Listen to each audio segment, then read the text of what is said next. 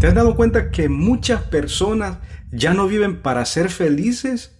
Viven para aparentar ser felices. Y si somos completamente honestos, probablemente muchos de nosotros también hemos caído en eso más de alguna vez, porque no siempre ocurre de forma evidente. A veces simplemente comenzamos a preocuparnos demasiado por lo que los demás piensan, por cómo nos ven, por la imagen que proyectamos, por demostrar que estamos bien, incluso cuando sabemos que algo por dentro no encaja. Y con el tiempo comenzamos a construir una imagen de nosotros mismos para el mundo, una versión más admirada, más aceptada, y sin darnos cuenta comenzamos a invertir más energía en alimentar esa imagen que en comprender quiénes somos realmente. Probablemente muchas personas se puedan estar identificando con esto, aunque hay que reconocer que muchas personas tal vez todavía no son conscientes de esta situación, porque estamos viviendo una época como humanidad en donde constantemente se nos invita a mirar hacia afuera, pero nunca hacia adentro de nosotros, porque estamos viviendo una época moderna de comparación, de competir, de demostrar, de tantas cosas que nos desvían completamente de lo que realmente somos, de nuestra verdadera esencia. ¿Y sabes qué es lo peor? Que cuando eso ocurre por demasiado tiempo, es fácil terminar confundiendo el personaje con nuestra verdadera identidad. Y eso es muy, pero muy delicado.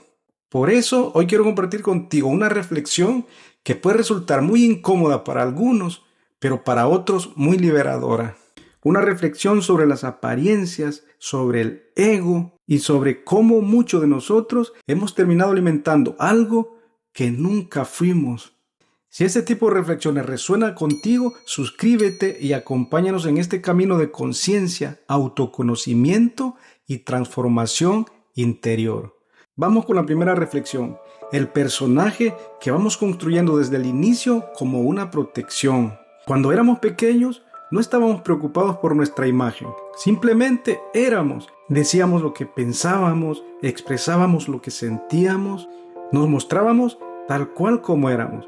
Pero poco a poco aprendimos algo. Aprendimos que ciertas versiones de nosotros mismos recibían más aprobación que otras. Aprendimos qué comportamientos eran más premiados, qué emociones eran más aceptadas, qué parte de nosotros convenía más mostrar, qué partes teníamos más que ocultar. Y sin darnos cuenta empezamos a construir ese personaje diseñado para encajar, para ser aceptados, para evitar el rechazo. Y aquí hay algo muy importante. Crear ese personaje no nos convierte en personas falsas. De hecho, es algo que muchos hemos hecho, porque durante años creímos que eso era necesario para sobrevivir emocionalmente. El problema aparece cuando olvidamos que eso era solamente una herramienta, porque con el tiempo podemos llegar a identificarnos tanto con ese personaje que terminamos creyendo que somos eso. Segunda reflexión, el ego jamás se va a sentir satisfecho. Quizás esta sea una de las trampas más difíciles de reconocer, porque el ego no siempre se presenta como arrogancia. A veces se presenta como necesidad de validación, como necesidad de reconocimiento, como necesidad de aprobación, como necesidad de demostrar constantemente nuestro valor. Y si somos honestos, muchos de nosotros hemos sentido eso más de alguna vez. Pensamos que cuando alcancemos ciertas metas, finalmente estaremos en paz. Cuando consigamos más dinero, más éxito, más reconocimiento, más admiración. Pero cuando llegamos ahí, aparece otra meta distinta. Y luego una más, otra más, y es la de nunca acabar. Porque el ego no busca paz, busca comparación. Siempre encuentra a alguien que tiene más, que sabe más, que tiene más éxito, y por eso hay tantas personas que viven agotadas, no porque les falte el ego, sino porque han convertido su valor personal en una competencia constante. Tercera reflexión, nuestra esencia no necesita demostrar nada. Piensa por un instante en los momentos más bonitos, más genuinos que has vivido en tu vida. Aquellos momentos donde realmente te sentías bien, en paz, en armonía, plantado muy bien en el presente, conectado. Probablemente ahí no estabas intentando impresionar a nadie, no estabas compitiendo, no estabas buscando aprobación, simplemente estabas siendo tú. Y quizás ahí se encuentre una de las mayores diferencias entre el ego y nuestra verdadera esencia.